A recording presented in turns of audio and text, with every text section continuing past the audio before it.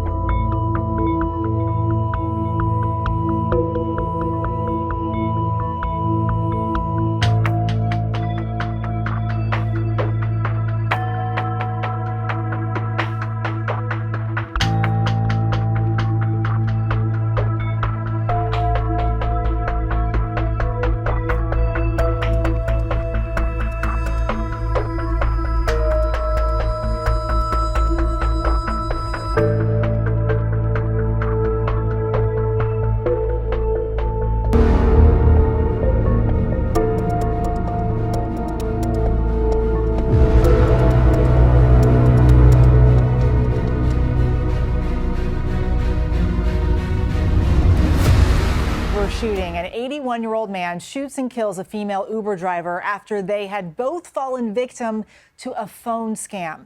The elderly suspect in court for sentencing. Stephen Fabian has the latest. An elderly man learns he'll be spending the rest of his life in prison after being convicted in the fatal shooting of an innocent Uber driver. The defendant's indefinite prison term is 21 years to life in prison. Terrifying video from the Uber driver's dash cam captured the horrible killing 2 years ago. You can see 81-year-old William Brock pointing a gun at the driver. He had just shot her in the leg. The Uber driver, Lolitha Hall, was frantically trying to explain that she was there to pick up a package, but Brock shot her a total of 6 times, killing her. Brock told police that a scammer had called him threatening his family and told him that a female driver would be coming by to pick up the money. At the same time, the Uber driver was ordered by the scammer to Brock's house to pick up a package. Police say the Uber driver was completely unaware of the scheme. At his trial in Ohio, the defendant watched dash cam footage that showed him holding the Uber driver at gunpoint, then opening fire. Does she say, hey, I've got a gun? She didn't know. She never threatens you that she hasn't, right? No. I'm asking you what actually happened. And I'm telling you, I was in a state of shock. I don't remember. Lolitha Hall's son spoke at the elderly man's sentencing. She was my mother first and foremost, but she was also my best friend. She didn't get to grow old like William Brock. Instead, she was murdered. The prosecutor said there are no winners because both families have lost loved ones.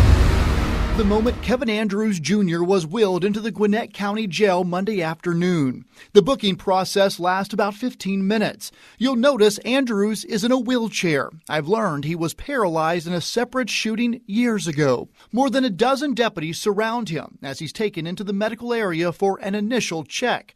Deputies then move Andrews into the pat-down area. He's handcuffed. You can see a bandage on his arm, another on his foot and back. The GBI confirms Andrew was shot but has not said where. Once cleared, deputies take his mugshot. It's something Andrews has done dozens of times. I've reviewed jail records showing he's been booked into the DeKalb County Jail at least 22 times since 2007 on a range of charges. Andrews is also a convicted felon. Legally, that should have prevented him from owning a gun, but the GBI says he used a firearm to ambush two Gwinnett County police officers inside a hotel room Sunday morning. The initial call was for a stolen credit card number being used at this Holiday Inn Express. Gwinnett County police say Andrews allowed officers into the room. At some point, they realized he had a bench warrant out for his arrest. This is the bench warrant for failure to appear on several felony charges, including aggravated assault and possession of a firearm by a convicted felon. The GBI says as officers were trying to arrest Andrews, he pulled a gun and opened fire. Andrews' warrant for malice murder states he shot senior officer Radim Tamang multiple times, causing his death. Master Police Officer David Reed was critically injured. I'm told Officer Reed was able to draw his gun and fired back, hitting Andrews. Another very prominent person caught up in all this is Bill Gates, of course, claims that he picked up a sexually transmitted disease from a Russian woman. He's denied that publicly. But listen to Melinda Gates, the former wife of Bill Gates, talking about all of this. Whatever questions remain there of what I can't even begin to know all of it, those questions are for those people and for even my ex-husband. They need to answer to those things, not me. Well, and I am so happy to be away from all the muck that was there. She's happy she's no longer married to Bill Gates. She's happy to be away from the muck, as she put it. And we've just seen this interview with Bill Gates on Channel 9. It's factually true that I was only at dinners. I never went to the island. I never met any women. And so, the more that comes out, the more clear it'll be that although the time was a mistake, it had nothing to do with that kind of behavior. There we go. I never met any women.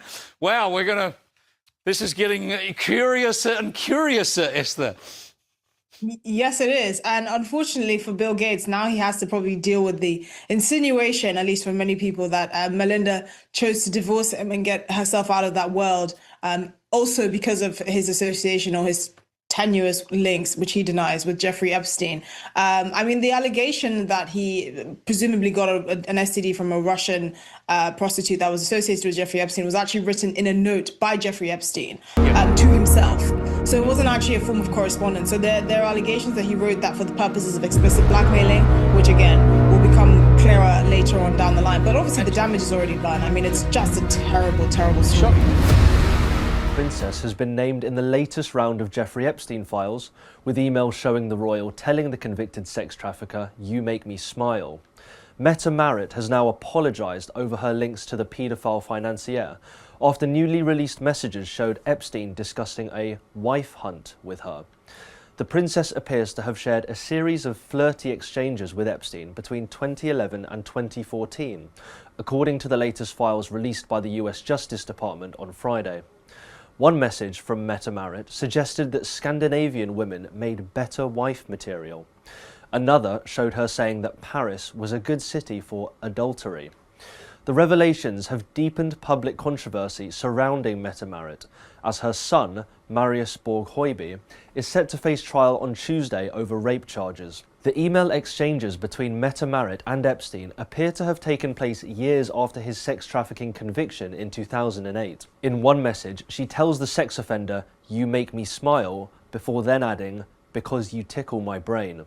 In a 2012 message, Meta Merritt tells Epstein that he is very charming. There is no suggestion that Meta Merritt is accused of any wrongdoing. The Norwegian royal family has also emphasised that the princess never visited the paedophile's notorious island. Meta Merritt previously claimed in 2019 that she had known Epstein between 2011 and 2013. But she offered a renewed apology last weekend amid the release of over 3 million files related to Epstein by the Justice Department on Friday. She called her own actions simply embarrassing. It comes as her son from before her royal marriage, Høiby, stands at the centre of Norway's biggest trial in years. The Crown Prince's stepson is facing 38 charges, including the rape of 4 women and and assaulting and threatening her former girlfriend. The latest scandal involving Epstein has heaped fresh pressure on the royal, and once again raised questions about whether she could one day become the Queen of Norway.